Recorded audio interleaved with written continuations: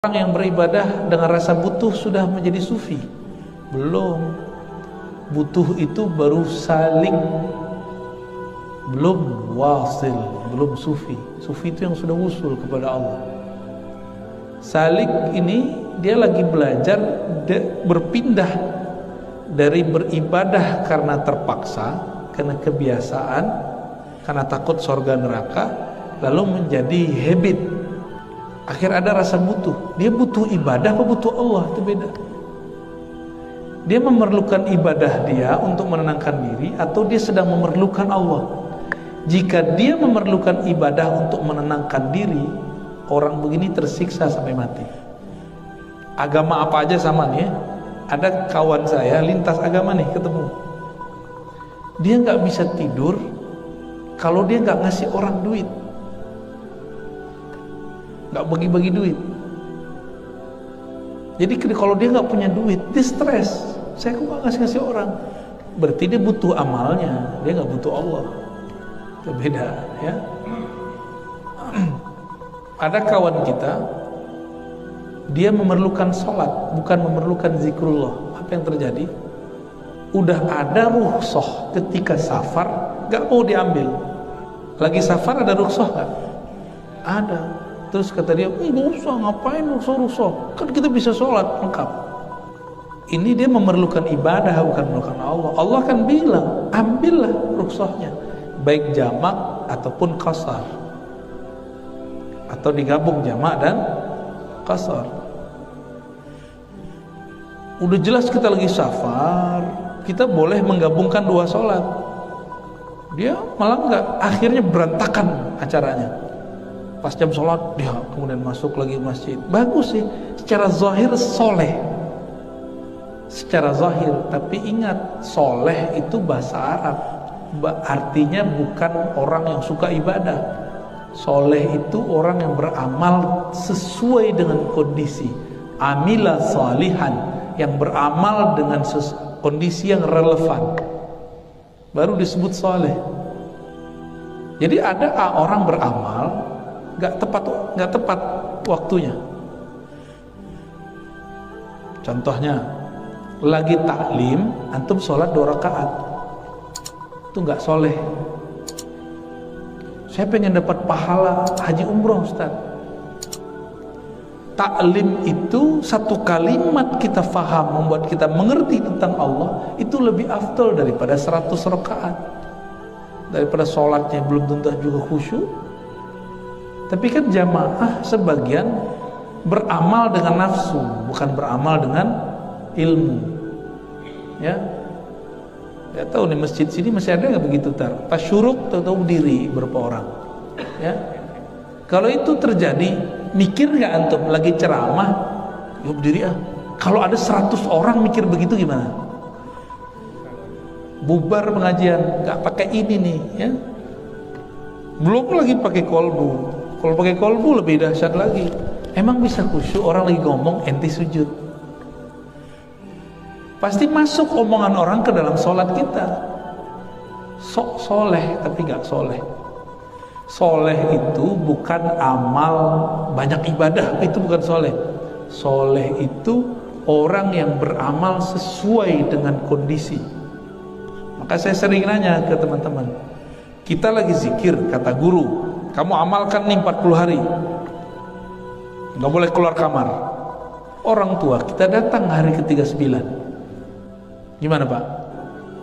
Ditemuin nggak? Beneran kata guru nggak boleh. Kata guru nggak boleh, gimana dong? Gimana? Jangan bilang orang tua di atas guru, di bawah guru. Enggak, bukan itu.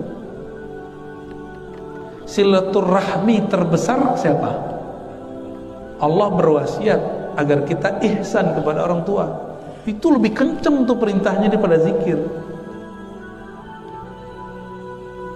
Cuma ini orang beribadah dengan nafsunya. Karena ibadah pakai nafsu, dianggap ini yang soleh itu begini. Ibadah kalau lagi gak ada kegiatan, kita berkhalwat, nyepi di rumah, di kamar, zikir. Kalau lagi ada tamu, maka ibadah zikirnya bukan megang tasbih, Zikir saat ada tamu, menghormati tamu. Lagi pengajian baca Quran itu nggak soleh, apalagi buka handphone. Ya, antum baca Quran nih, orang lagi taklim, itu nggak soleh. Itu nggak soleh. Soleh itu yang cocok. Ini banyak yang tersinggung ya. Alhamdulillah. Jadi tolong diterjemahin lagi. Jadi amal soleh artinya apa? Amal yang cocok dengan kondisinya. Itulah maksud semua manusia merugi illal ladzina amanu wa amilus shalihat. Semua orang rugi karena mereka beramal tidak sesuai dengan kondisi. Lagi sholat mikirin dunia, jadi dia lagi sholat tapi dunia dibawa. Adil gak? Pas dia lagi di dunia dia nggak bawa sholat, tuh nggak soleh, nggak bisa menyelaraskan pikiran. Inilah yang membuat kita kemudian wajib menurut saya belajar tasawuf. Ya, jadi belajar tasawuf itu bukan sunat Pak, wajib. Untuk merasakan kita ini beribadah nikmat, wajib kan? Jadi tasawuf itu cara menikmati ibadah. Dan kalau hidup ini nggak nikmat, ngapain dipertahankan? Kalau ibadah nggak nikmat, makanya ada orang murtad atau ada orang munafik. Ya, babnya diterima atau tidak, bagus. Pertanyaannya sudah pertanyaan sufi. Kalau pertanyaannya masih wajib enggak, itu masih fikih itu ya, masih beban kayaknya. Saya kalau punya utang 10 tahun lalu, saya udah tinggalin. Masih wajib bayar nggak? Bener. Kita punya utang nih, utang duit sama orang. Kan udah lewat 10 tahun, berarti udah nggak lagi. Emang begitu? Ya. Kita punya utang sama orang, terus kita tengkar, baikan. Utangnya lunas gak? Gak ada. Utangnya utang, baikannya baikan. Apabila di masa lalu kita pernah melalaikan sholat, ini secara fikih dulu, wajib atau tidak? Ini ada dua imam yang berbeda, guru dan murid. Imam Syafi'i mengatakan wajib di qadha berdasarkan ayat dan hadis. Hadisnya adalah man nasiya anis shalah, ya. Siapa yang terlalaikan, lupa sholat, falyusalliha idza dzakaraha, maka sholatlah di saat dia ingat. Ini hadis sahih. Berarti wajib mengqadha sholat. Nabi tertidur subuh, Nabi pernah tertidur sekali, bangunnya udah jam 7-an kalau jam kita. Lalu Nabi perintahkan Abu Bakar, Bilal untuk azan, qomat, sholat subuh, matahari sudah tinggi. Itu namanya qadha sholat subuh. Imam Malik juga sama. Bagi Imam Malik qadha. Bahkan Imam Malik tidak menganjurkan jamak. Tidak ada jamak dalam mazhab Malik dalam pengertian yang umum ya. Tapi Imam Syafi'i berdasarkan dalil-dalil tadi, jadi imam ini nggak mungkin keluar dari dalil. Menganggap orang yang dulu meninggalkan sholatnya, dia kan masih muslim, kecuali dia tidak muslim, berarti dia sedang berhutang. Karena dia berhutang, mesti dia bayar sesanggupnya, tidak cukup dengan sholat sunat. Kenapa? Statusnya masih muslim, cuma muslim pendosa. Lain dengan muridnya Imam Ahmad. Bagi Imam Ahmad, orang kalau nggak sholat itu kafir. Jadi kalau dia tobat, hijrah, maka dia seperti orang baru lahir, tidak perlu mengqadha sholat. Pilih mana? Yang enak yang mana? Yang enak yang mana? Yang kedua apa yang pertama? Yang Imam Ahmad bin Hambal atau Imam Syafi'i? Imam Ahmad bilang nggak usah qadha, Imam Syafi'i wajib qadha. Enakan mana? Hah? Bingung nggak? Takut salah ya. Dulu saya kasih pertanyaan itu di Pekanbaru, mereka bilang, oh Imam Ahmad. Oke, kita tanya balik. Imam Ahmad bilang, kalau kamu tidak sholat, kamu kafir. Berarti kamu dulu kafir.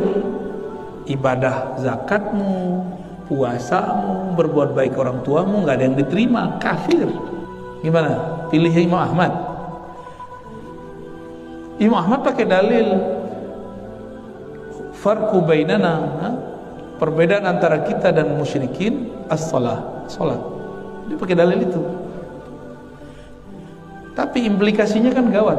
Salat, puasa kan dulu masih puasa, atau dulu masih sedekah, masih berbuat ke orang tua, itu dihitung kafir oleh Imam Ahmad. Gimana? Mau? Sudah tuh pakai aja mazhab itu. Anda nggak mau? Imam Syafi'i ringan melonggarkan bab status akidahnya, status imannya dilonggarkan, tapi bab fikihnya dikencengkan. Ustadz, kita maunya yang gabungan, Tad. Dia masih beriman tapi nggak perlu qadha. Itu mazhab ente sendiri ya. Qadha aja semampunya. Ya, qadha semampunya. Diterima nggak? Ya diterima, nggak diterima itu urusan ketika sholat kolbunya terkoneksi nggak dengan Allah. Bukan lagi qadha. Kan kita tadi ini bukan qadha. Tadi aja belum tentu diterima kok. Nah, kita berusaha agar ibadah itu bagus. Bukan bagus zahirnya, tapi juga bagus batinnya. Perbedaan khosyah dan khauf. Khosyah dan khauf. Oke. Perbedaan khosyah dan khauf. Khosyah itu adalah kondisi kolbu yang kenal kepada Allah yang Maha Jalal. Apa arti Jalal? Maha perkasa, Maha tegas. Khosyah namanya. Dalilnya apa? Surat Fatir ayat 28. Innama yakhsyallaha min ibadihil ulama. Yang khosyah kepada Allah hanyalah ulama. Maka khosyah di situ adalah ma'rifatu jalalillah, mengenal jalalnya Allah. Allah ini punya jalaliyah, keperkasaan, ketegasan. Kita kalau diperhatiin guru yang killer gimana? Berani natap gak? Tapi pengen bagus gak di depan dia? Nah itu dia. Itu ulama. Dan itu pakai alif lam loh. Innama yakhsyallaha min ibadihil ulama. Alif lam di situ bisa diartikan orang yang ilmunya sudah mencukupi. Ilmu apa? Allah itu bukan benda, maka ilmunya bukan mengenai angka, surat sekian, ayat sekian. Mengenal Allah bukan lewat mengerti dalil-dalil ayat sekian, bukan, tapi mengerti isi dalil itu. Meskipun bapak ini gak hafal nomor ayatnya, bahkan gak hafal ayatnya, yang penting tahu isinya. Itu khosyah. Kita ulangi, al-khosyah ma'rifatu jalalillah, mengenal jalalnya Allah. Tapi sebagian ulama ahli mahabbah mengatakan bukan jalal tapi jamal. Khosyah ini rasa khawatir ibadah gak diterima karena kurang sempurna. Allah maha sempurna, maha baik dengan jamalnya. Kalau kita gabung ma'rifatu jamalillahi wa jalalihi, ya, mengenal keindahan, kesempurnaan, keperkasaan Allah Subhanahu wa taala. Oke. Lalu khauf apa?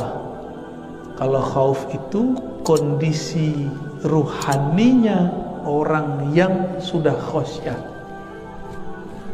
Kondisi rohaninya.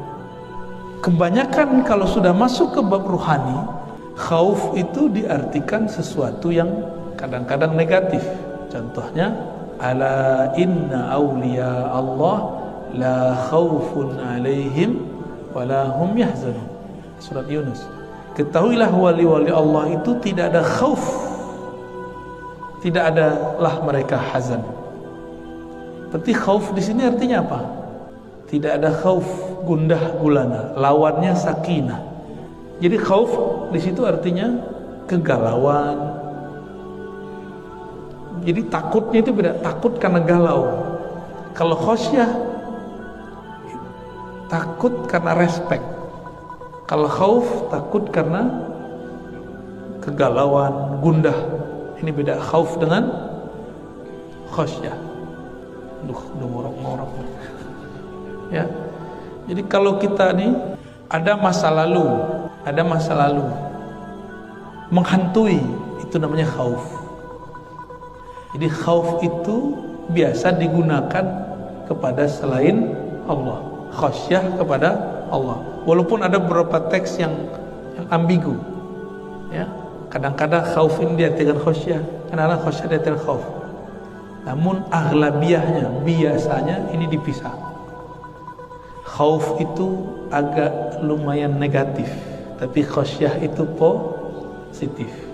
Khasyah kepada Allah, khauf kepada selain Allah. Khauf itu menunjukkan kosongnya kolbu atau gelapnya masa lalu. Kalau khasyah itu karena kolbunya terang, karena kolbunya dipenuhi cahaya dan nur. Ya, itu bedanya. Khasyah itu ma'rifatullah, khauf itu al-jahlu billah, karena kejahilan kepada Allah. Pandemi terjadi, khasyah atau khauf? Khasyah, jangan khauf. Kalau khauf berarti belum jadi waliullah.